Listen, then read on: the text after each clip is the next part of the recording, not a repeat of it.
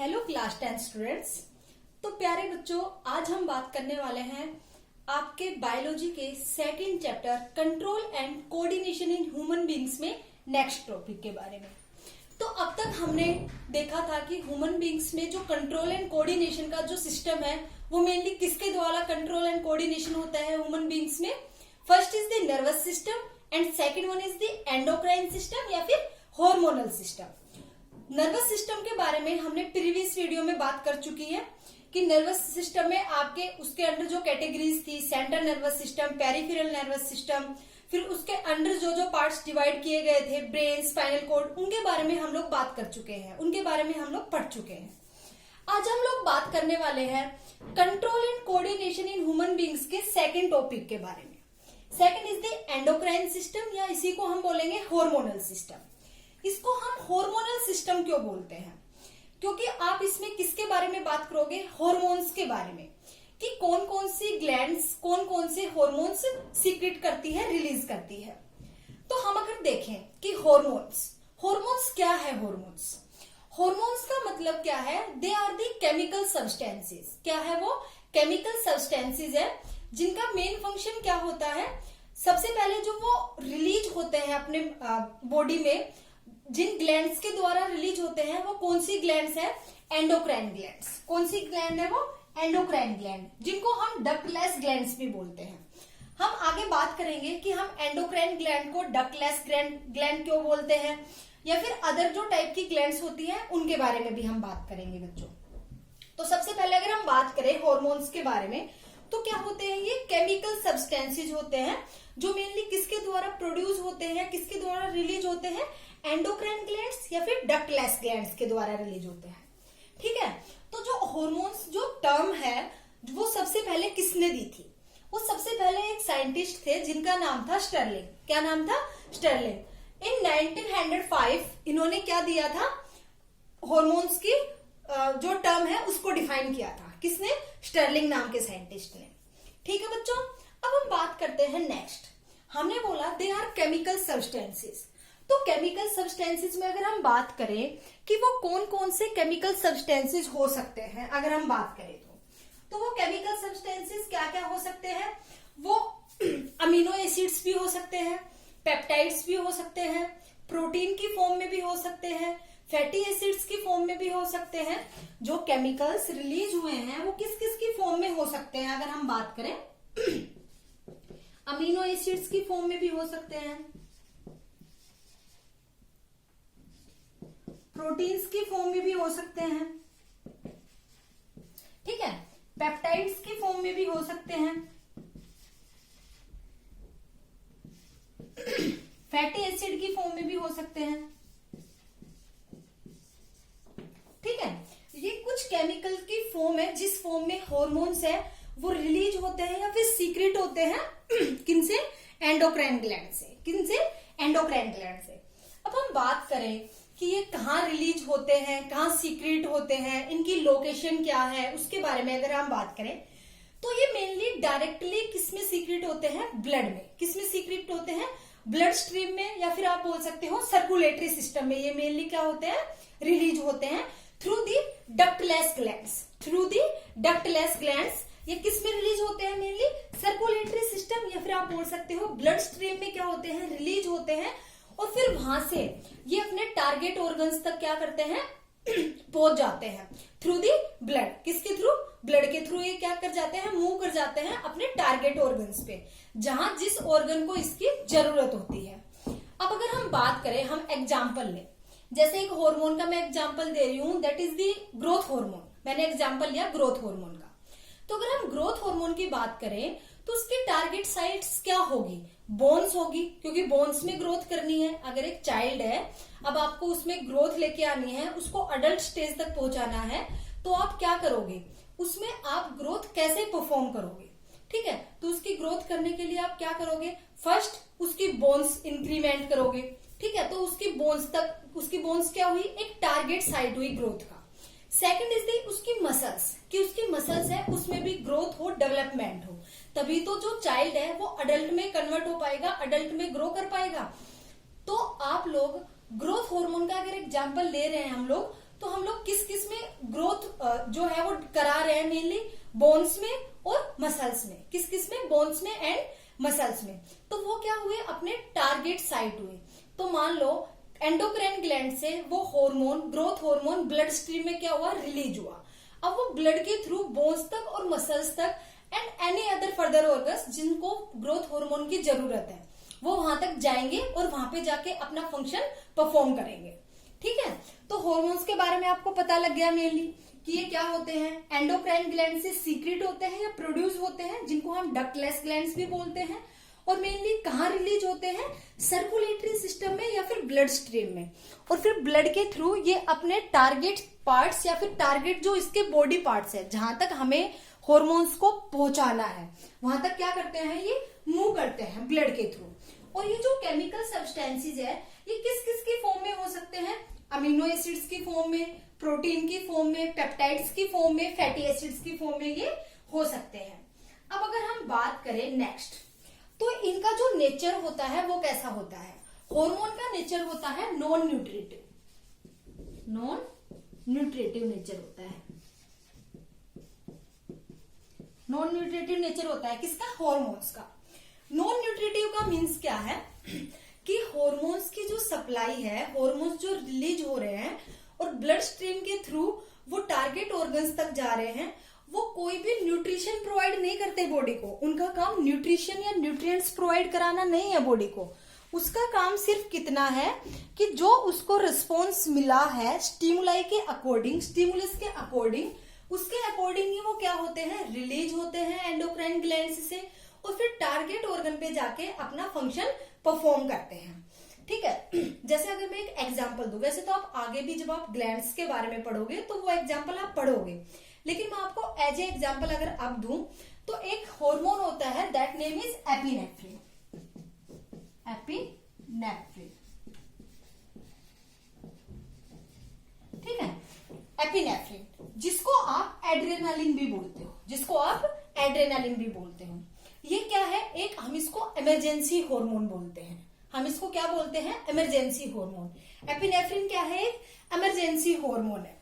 ठीक है, तो कोई भी इमरजेंसी कंडीशन हुई, मान लो आपको डर लग रहा है, कोई एक्साइटमेंट हो रही है, ठीक है, तो उस टाइम पे कौन सा हार्मोन रिलीज होगा? एपिनेफ्रिन।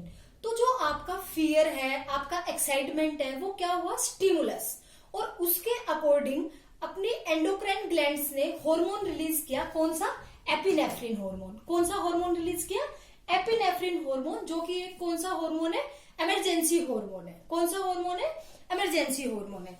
तो पता लगा कि हार्मोन्स का जो सीक्रेशन है, हार्मोन जो रिलीज हो रहे हैं अकॉर्डिंग टू द स्टिमुलस, वो कैसे रिलीज हो रहे हैं कि कोई भी स्टिमुलस आपको मिला, उसके अकॉर्डिंग आपकी एंडोक्राइन ग्लैंड्स के द्वारा हार्मोन्स रिलीज हुए।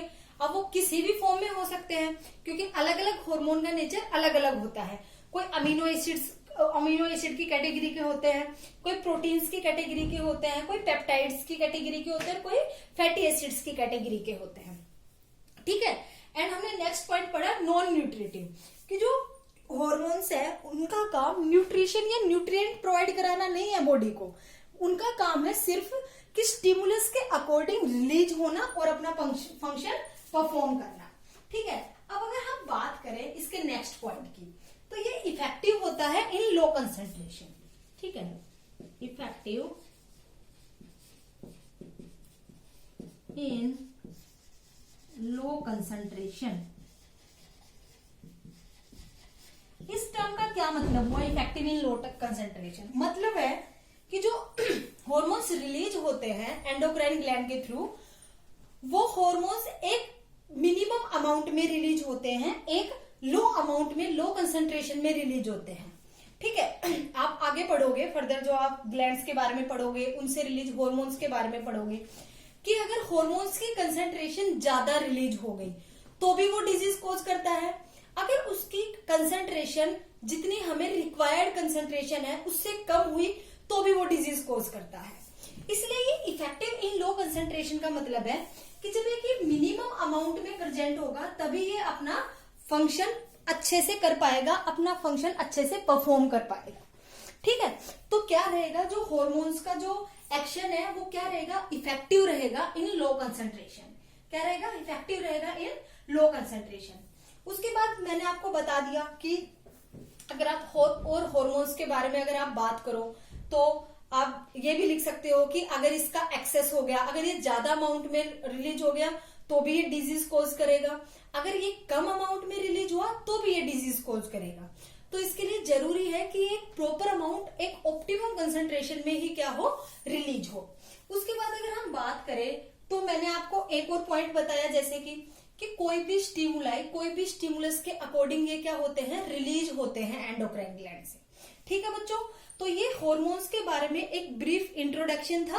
अब हम बात करते हैं ग्लैंड्स के बारे में। अब हम किसके बारे में बात करेंगे बच्चों, ग्लैंड्स के बारे में।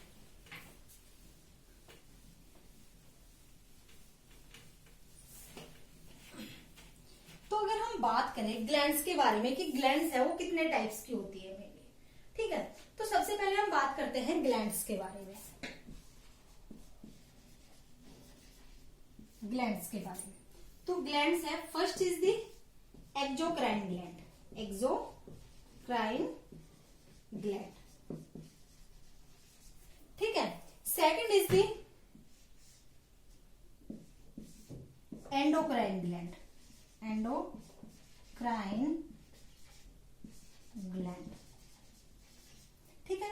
Third is the heterocrine gland, हिट्रोक्राइन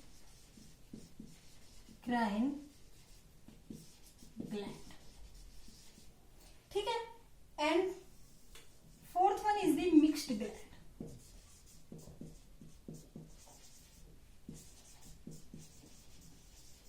अब हम बात करते हैं ये ग्लैंड्स कौन कौन सी है, इनका मेनली फंक्शन क्या है, ये क्या फंक्शन परफॉर्म करती है, और मेनली हम इनको अलग अलग जो टर्म देते हैं वो क्यों देते हैं, ठीक है।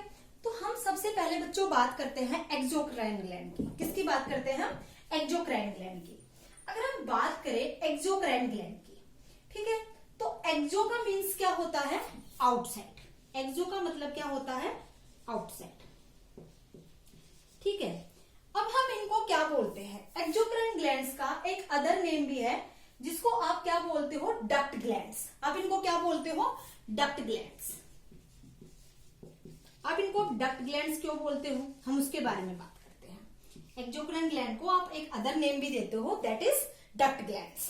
देखो अब, और जो एक्सोक्राइन ग्लैंड्स का काम होता है वो क्या होता है, हम उसके बारे में बात करेंगे। एक्सोक्राइन ग्लैंड्स है वो किसी भी टाइप का हार्मोन रिलीज नहीं करती, वो किसी भी टाइप का हार्मोन रिलीज नहीं करती, एक्सेप्ट अगर हम बात करें कि पैनक्रियाज। पैनक्रियाज की अगर आप बात करोगे तो pancreas have both, exocrine gland भी है पैनक्रियाज और एंडोक्राइन ग्लैंड भी है, उसके बारे में हम नेक्स्ट बात करेंगे, ठीक है। तो एक्सोक्राइन ग्लैंड्स है वो हार्मोन्स रिलीज नहीं करती, ये मेनली क्या रिलीज करती है, एंजाइम्स। क्या रिलीज करती है, ये एंजाइम्स रिलीज करती है, ठीक है। एक्सोक्राइन ग्लैंड्स क्या करती है, मेनली क्या रिलीज करती है, एंजाइम्स रिलीज करती है। अब हम बात कर रहे थे कि हमने इसको डक्ट ग्लैंड्स क्यों बोला, ठीक है, क्योंकि जो इसका सीक्रेशन है, जो हार्मोन इससे जो एंजाइम इससे रिलीज हुआ है वो डक्ट्स के थ्रू अपने ऑल ओवर बॉडी, अपने टारगेट ऑर्गन तक क्या होता है, सप्लाई होता है। किसके थ्रू, डक्ट्स के थ्रू। डक्ट्स के थ्रू ही जो एक्सोक्राइन ग्लैंड का जो सीक्रेशन है, एंजाइम्स वो सीक्रेट होते हैं और फिर डक्ट्स के थ्रू ही जो उनका टारगेट ऑर्गन है वो वहां तक पहुंचते हैं और अपना वर्क परफॉर्म करते हैं। लेकिन आपने देखा था एंडोक्राइन ग्लैंड्स में क्या होता है, मेनली डायरेक्टली ब्लड में जो हॉर्मोन्स है वो डायरेक्टली ब्लड में प्योर होते हैं और फिर उसके बाद ब्लड के थ्रू वो अपनी बॉडी में सर्कुलेट करते हैं, वो टारगेट ऑर्गन तक पहुंचते हैं। कोई डक्ट नहीं होती उसको सप्लाई करने के लिए या उसको सर्कुलेट करने के लिए।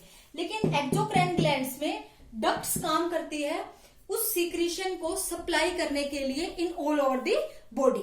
जहां उसके टारगेट ऑर्गन है वहां तक उसको पहुंचाने में मेनली कौन फंक्शन परफॉर्म करती है, डक्ट्स परफॉर्म करती है। इसलिए हम इसको क्या बोलते हैं, एक्सोक्राइन ग्लैंड। इसलिए हम इसको क्या बोलते हैं, एक्सोक्राइन ग्लैंड। अगर मैं एग्जाम्पल लूं, देख ठीक है, अगर मैं एग्जाम्पल लूं तो एग्जाम्पल के तौर पे आप लिख सकते हो सैलिवरी ग्लैंड्स। स्लेवरी ग्लैंड, ठीक है। Second is the sweat gland, ठीक है। Third is the mammary gland,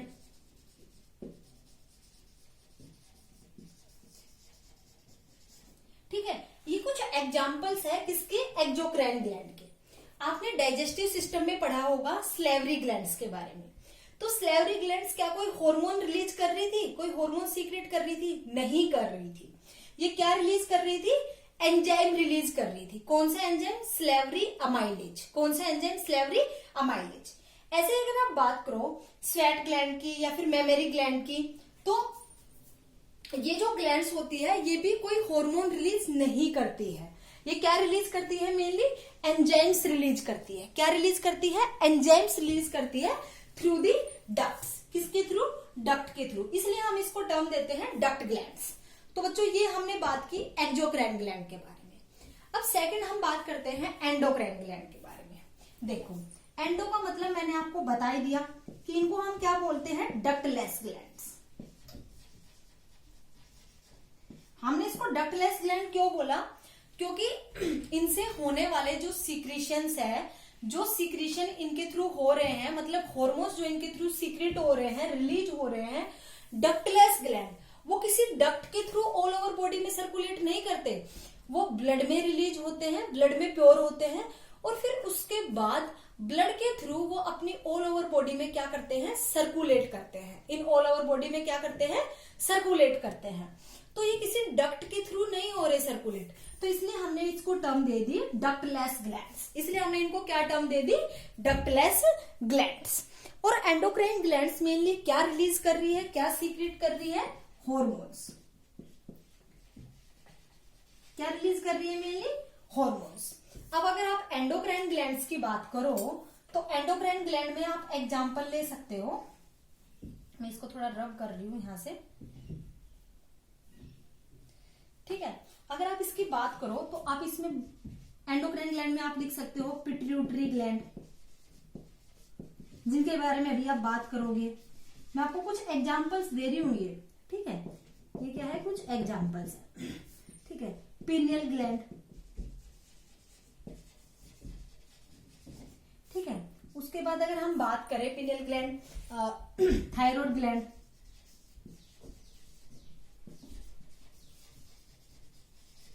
ठीक है। उसके बाद अगर मैं बात करूं एड्रेनल ग्लैंड,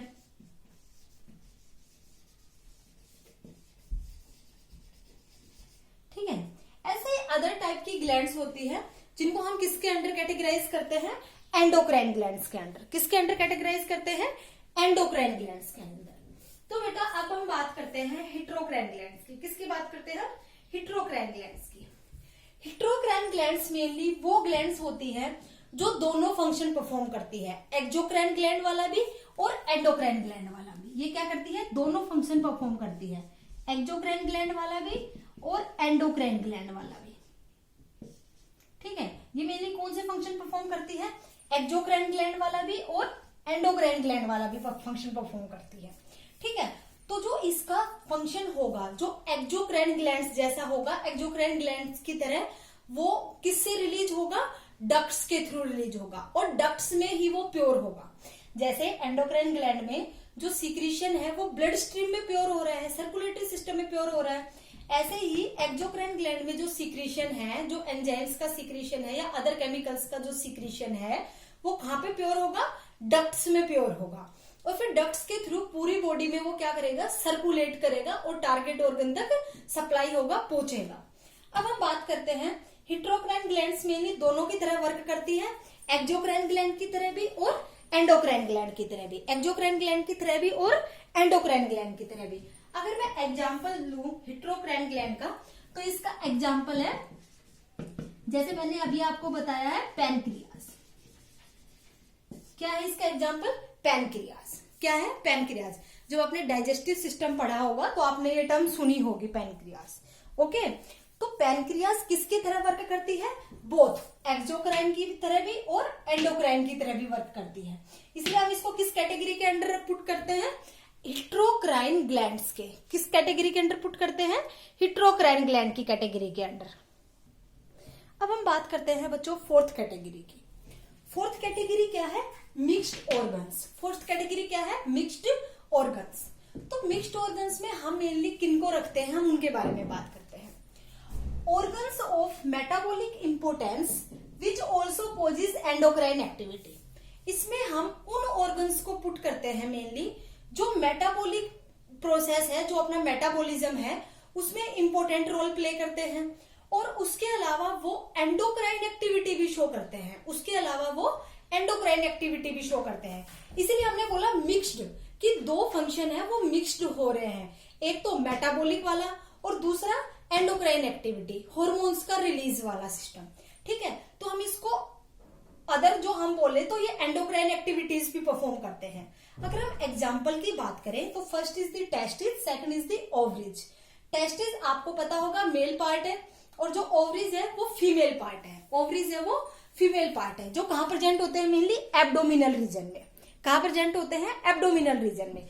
जब आप ह्यूमन रिप्रोडक्शन पढ़ोगे नेक्स्ट टू नेक्स्ट चैप्टर में, तब हम बात करेंगे टेस्टिस के बारे में भी एंड ओवरीज के बारे में भी डिटेल में। ठीक है बच्चों, इतना आया समझ में? अब हम बात करते हैं नेक्स्ट पार्ट की।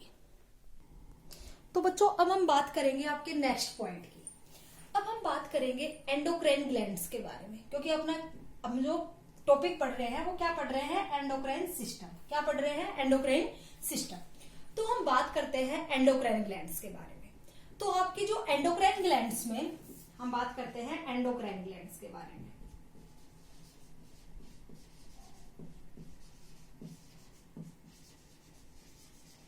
तो एंडोक्राइन ग्लैंड्स में अगर आप सबसे फर्स्ट ग्लैंड की बात करो तो सबसे फर्स्ट ग्लैंड है हाइपोथैलेमस।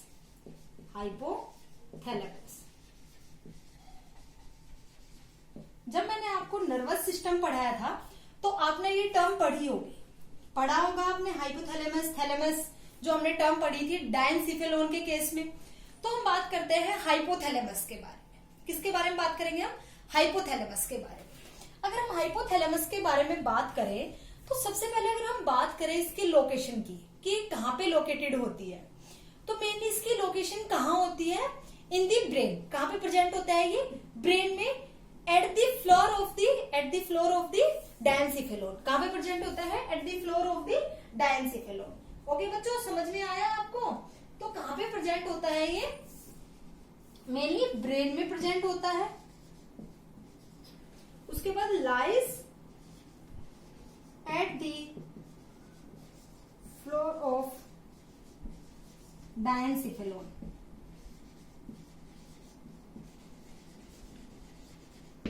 ओके, समझ में आया आपको? सबसे पहले इसकी लोकेशन। उसके बाद हम बात करते हैं बच्चों नेक्स्ट पॉइंट की। तो आपने पढ़ा इसको नर्वस सिस्टम में पढ़ा, हाइपोथैलेमस को आपने नर्वस सिस्टम में पढ़ा। अब आप इसको एंडोक्राइन सिस्टम में भी बात कर रहे हो आप इसकी। तो हाइपोथैलेमस क्या करता है? ये कनेक्शन प्रोवाइड करता है between the endocrine system and the nervous system. तो ये क्या करता है? Provide connection between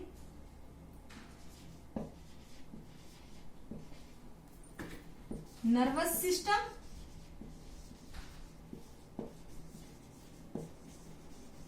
and endocrine system.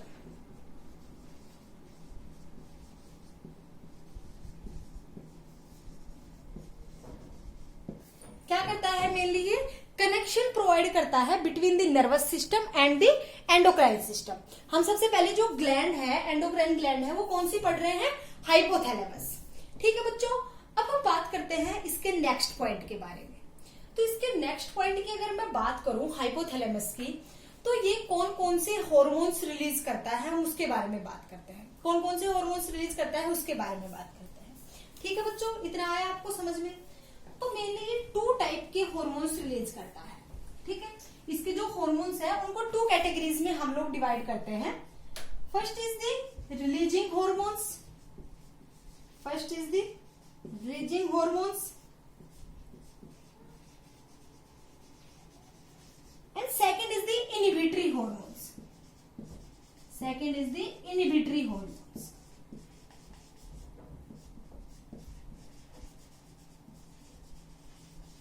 बच्चों, तो ये कुछ रिलीजिंग हॉर्मोन्स में रिलीज करता है और कुछ इनिबिटरी हॉर्मोन्स में रिलीज करता है।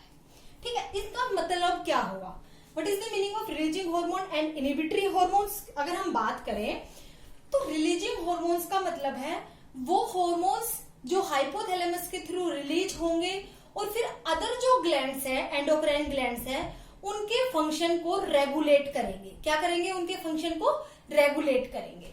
इनिबिटरी हार्मोन्स का मतलब है वो हार्मोन्स जो हाइपोथैलेमस के थ्रू रिलीज होंगे और जो अदर एंडोक्राइन ग्लैंड्स हैं उनके फंक्शन को इनिबिट करेंगे, स्टॉप करेंगे। फॉर एग्जाम्पल, अगर मैं आपको एग्जाम्पल दूं, मान लो जैसे कि हाइपोथैलेमस ने मान लो कोई एक रिलीजिंग हार्मोन रिलीज किया जो अपनी ग्रोथ को प्रमोट करता है। ठीक है, तो जो ग्रोथ को प्रमोट करेगा उसका नाम होगा ग्रोथ रिलीजिंग हार्मोन। तो वो क्या करेगा? अपने जो ग्रोथ जो बढ़ाता है, मेनली आप ग्रोथ हार्मोन किसके अंडर पढ़ोगे? पिट्यूटरी ग्लैंड के अंडर पढ़ोगे। यहाँ पे आप क्या पढ़ रहे हो? ग्रोथ रिलीजिंग हार्मोन, जो उस ग्रोथ हार्मोन को रिलीज कराएगा पिट्यूटरी से। वो कौन सा हार्मोन है? Growth releasing hormone. देखो, अब कोई भी फंक्शन है वो किसी के द्वारा स्टिमुलेट किया जाता है, फिर आगे फर्दर फंक्शन होता है।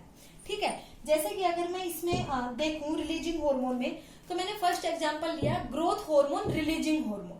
ठीक है, तो मैंने उसको शॉर्टकट अगर मैं टर्म दूं, ग्रोथ हार्मोन रिलीजिंग हार्मोन, मान लो रिलीज हुआ। ठीक है, अब ये क्या करेगा? पिट्यूटरी ग्लैंड को स्टिमुलेट करेगा। पिट्यूटरी ग्लैंड को स्टिमुलेट करेगा कि वो कौन सा हार्मोन रिलीज करे? ग्रोथ हार्मोन रिलीज करे। कौन सा हार्मोन रिलीज करे? ग्रोथ हार्मोन रिलीज करे। ठीक है, आगे आपको समझ में, GHRH growth hormone releasing hormone ने पिट्यूटरी ग्लैंड को स्टिमुलेट किया। ठीक है, इन्फ्लुएंस किया कि वो ग्रोथ हार्मोन क्या करे? रिलीज करे। ग्रोथ हार्मोन मेनली कौन रिलीज करता है? पिट्यूटरी ग्लैंड रिलीज करती है। अब आप आगे उसमें के बारे में पढ़ोगे एंड उसके अदर फंक्शन जो हार्मोन्स है उनके बारे में भी बात करेंगे हम लोग। तो ग्रोथ हार्मोन रिलीजिंग हार्मोन ने पिट्यूटरी ग्लैंड को स्टिमुलेट किया कि वो कौन सा हार्मोन रिलीज करे? ग्रोथ हार्मोन रिलीज करे। कौन सा हार्मोन रिलीज करे? ग्रोथ हार्मोन रिलीज करे। ऐसे अगर मैं इनिबिटरी की बात करूं, अगर ग्रोथ हार्मोन की कंसेंट्रेशन ज्यादा हो गई ब्लड में, अगर ग्रोथ हार्मोन की कंसेंट्रेशन ज्यादा हो गई ब्लड में, तो growth hormone inhibitory hormone release होगा। ग्रोथ हार्मोन, ये मैं इसका एग्जांपल दे रही हूं अब। ठीक है, तो कौन सा हार्मोन रिलीज होगा? Growth hormone inhibitory hormone. वो स्टिमुलेट करेगा पिट्यूटरी ग्लैंड को कि अब ग्रोथ हार्मोन को रिलीज मत करो, क्योंकि पहले से ही कंसेंट्रेशन क्या है? बहुत ज्यादा है। तो आपको समझ में आ गया बच्चों, रिलीजिंग हार्मोन और इनिबिटरी हार्मोन का क्या फंक्शन हुआ?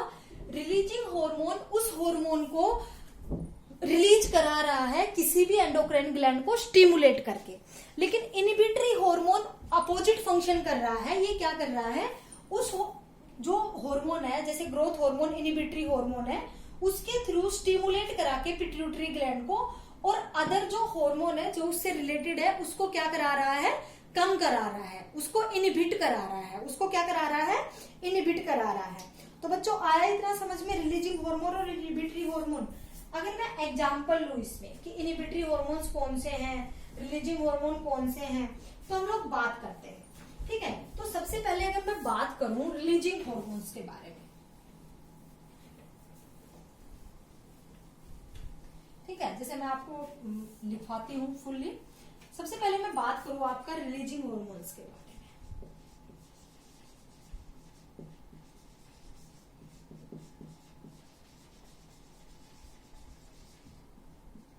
ठीक है, जो रिलीज करा के जाएंगे हार्मोन्स को, अदर ग्लैंड्स से रिलीज करा के जाएंगे, उसके बारे में अगर मैं बात करूं तो बच्चों देखो, अब हम बात करते हैं रिलीजिंग हार्मोन्स की, कि कौन कौन से रिलीजिंग हार्मोन्स है जो अदर एंडोक्राइन ग्लैंड्स को स्टिमुलेट करते हैं वो हार्मोन रिलीज करने के लिए, वो हार्मोन सीक्रेट करने के लिए। ठीक है बच्चों, सबसे पहले हम बात करते हैं फर्स्ट हार्मोन की। First is the TSHRH। क्या है? TSHRH। RH जितने भी मैंने लिखे हैं, जितने भी सिंबलाइज किए हैं, उसको हम बोलेंगे रिलीजिंग हार्मोन। ठीक है, तो मैंने पीछे नहीं लिखा है, आप समझ लेना। ठीक है, TSHRH। तो TSH की फुल फॉर्म क्या है? Thyroid stimulating hormone. Thyroid stimulating hormone. देखो, आपको नाम से ही पता लग रहा होगा, आपने एंडोक्राइन ग्लैंड में टर्म सुनी थी थायराइड ग्लैंड। आपने क्या टर्म सुनी थी? Thyroid gland. तो टीएसएच रिलीजिंग हार्मोन क्या करेंगे, thyroid stimulating hormone releasing hormone का क्या फंक्शन रहेगा, थायराइड ग्लैंड को स्टिमुलेट करना, जो उसके थ्रू सीक्रेशंस होते हैं, जो उसके थ्रू हार्मोन्स सीक्रेट होते हैं कि उनका सीक्रेशन करो, ये क्या है, रिलीजिंग हार्मोन के अंडर है।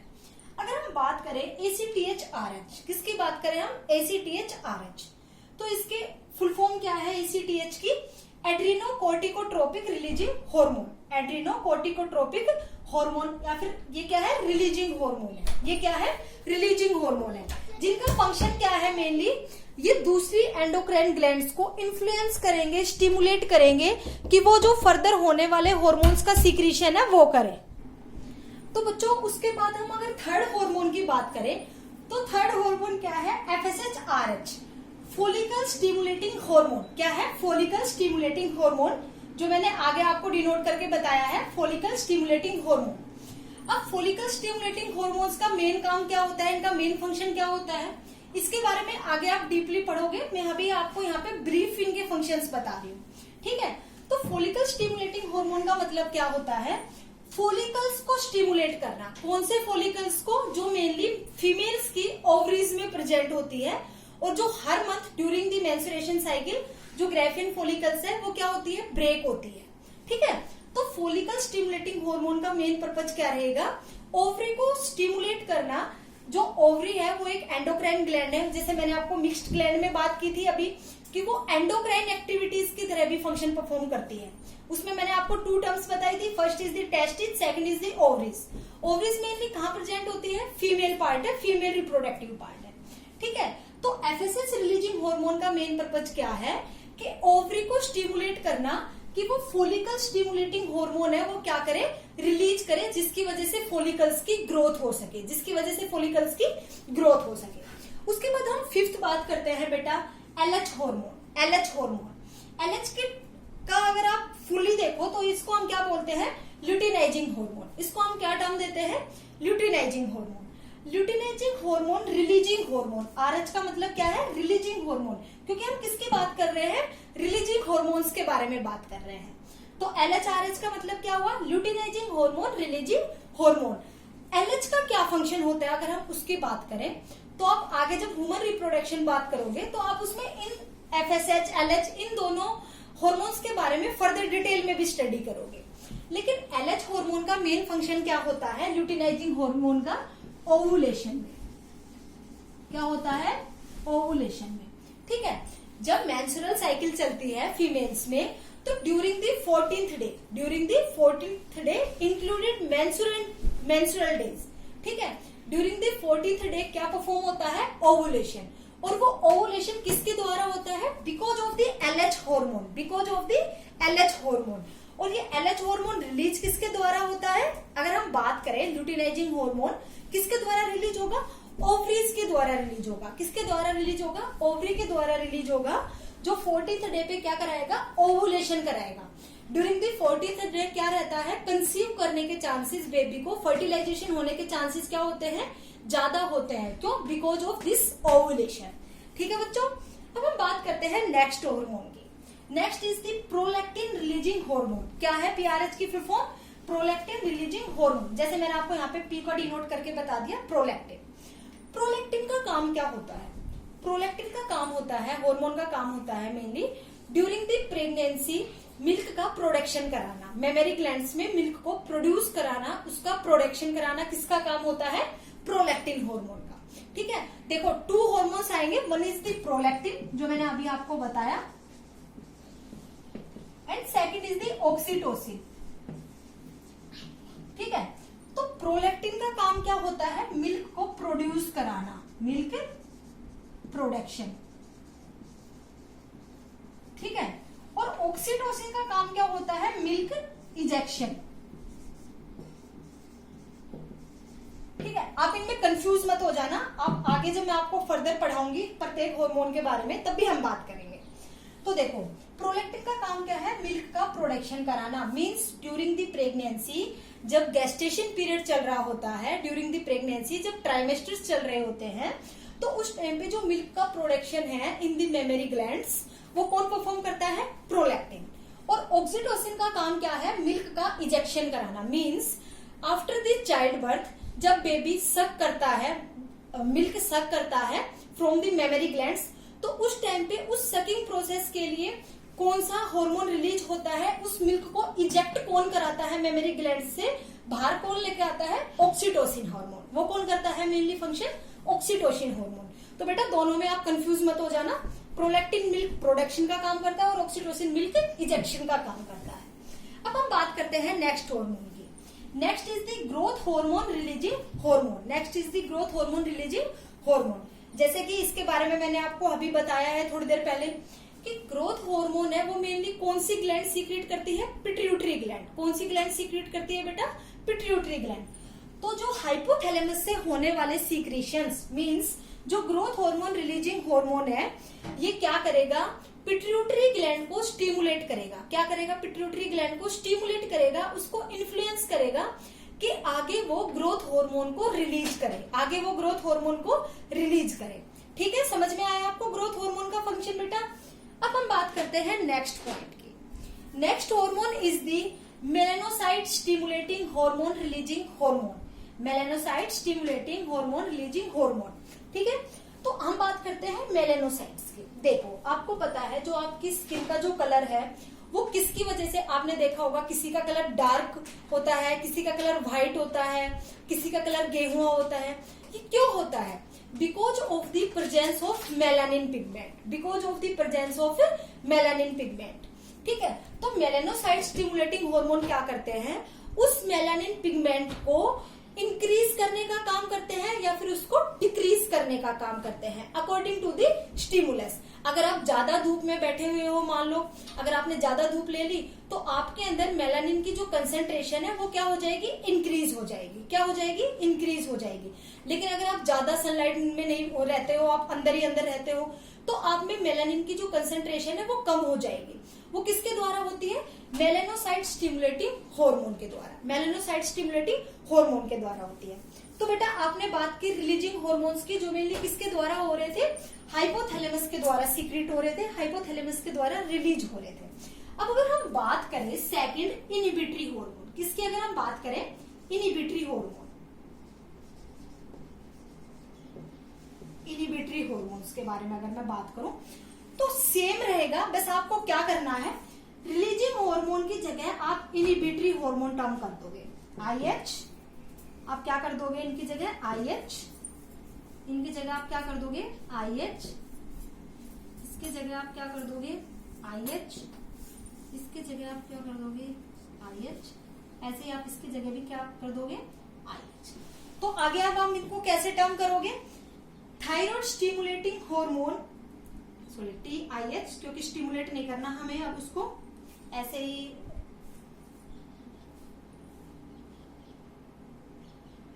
IH, ऐसे ही यहाँ पे IH।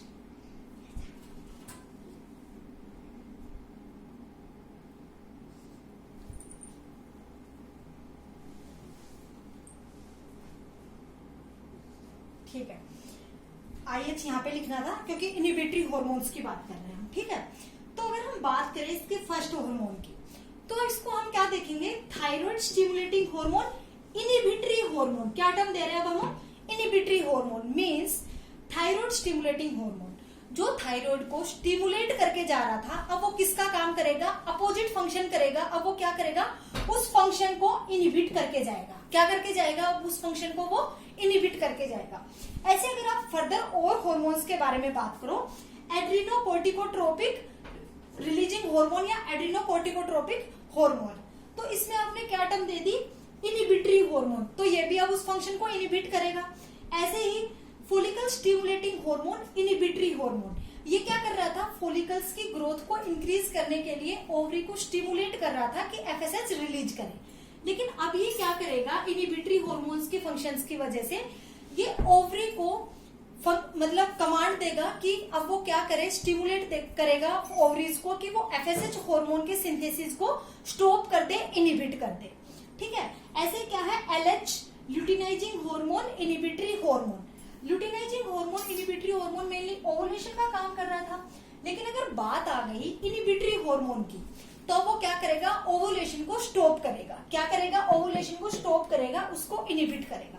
तो जैसे मैंने आपको इनके फंक्शंस बताए हैं, इनके अपोजिट फंक्शन किसमें हो जाएंगे, इनहिबिटरी हार्मोन में। और ये मेनली किसके द्वारा सीक्रेट होते हैं, सारे जितने भी आपने देखे हैं यहाँ पे हार्मोन्स, ये mainly most of the hormones, देखो मैं सभी की बात नहीं कर रही, मैं बात कर रही हूँ most of the hormones are secreted by pituitary gland, are secreted by pituitary gland. देखो अगर हम बात करें,